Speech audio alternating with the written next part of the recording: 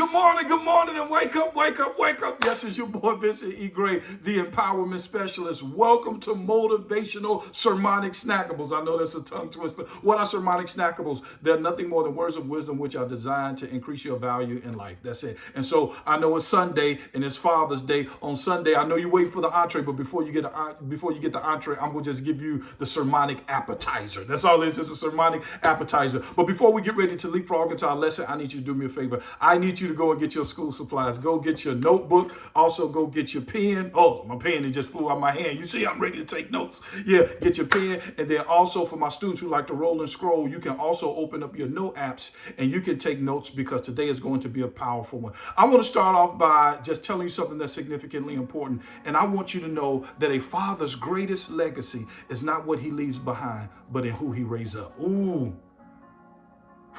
I want you to sit in that for a minute. A father's greatest legacy is not what he leaves behind, but in who he raised up. And I want to ask you a question as a father. What are you raising and who are you raising? Are you at home raising hell? Or are you teaching your children how to preach the gospel and make sure people don't go to hell? What are you raising? As a father, are you at home just raising your voice, just always raising your voice? Or are you teaching your children how to use their voice to speak to the injustice that's in the world? Who are you raising?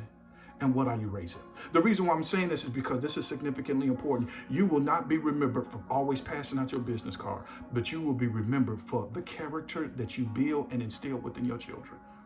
Yep. I'll never forget years ago, I was listening to Reverend Jesse Jackson. He was talking to some men that was in the room, and he said something that was so powerful and prolific. This is what he said. He said, the objective of a father is not to prepare his children for the world, but to prepare the world for his children. Somebody asked me, said, Vincent, how did you know that your children was leaders? I said, I treated them like leaders.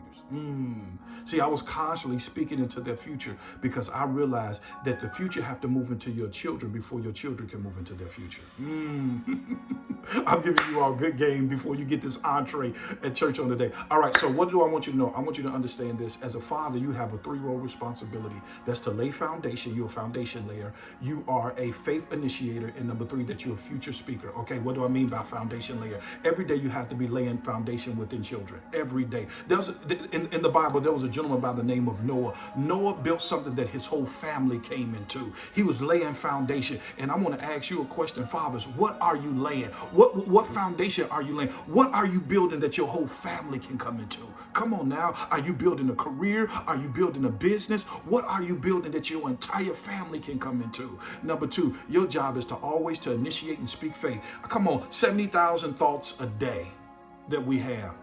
70,000. And watch this, 90% of them are always negative. Your job is to always to speak faith to your children. And then future, come on, a future speaker. Your job is to make sure that they move in the direction of their most dominant conversation. And their conversation should always be about the future.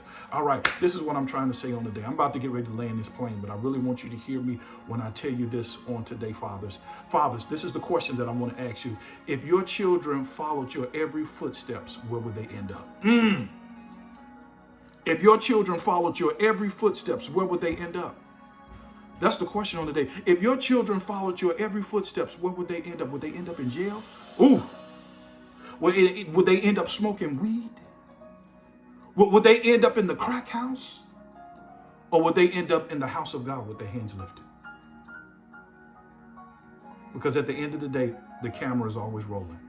Not only is the camera always rolling, but the microphone is always on. I want you to know, Father, that today is not a holiday. Today is a holy recognition of your accomplishment. Today is a recognition of what you have done. The world have paused to celebrate you. And fathers, I want you to know that you are great. And whatever you do, make sure that you do it better than no person living, no person dead, and no person yet to be born can do it better. My name is Vincent E. Gray. Yep, the empowerment specialist. I need you to do me one favor on today, fathers. Go change the world. I'll see you tomorrow. Have a blessed Father's Day.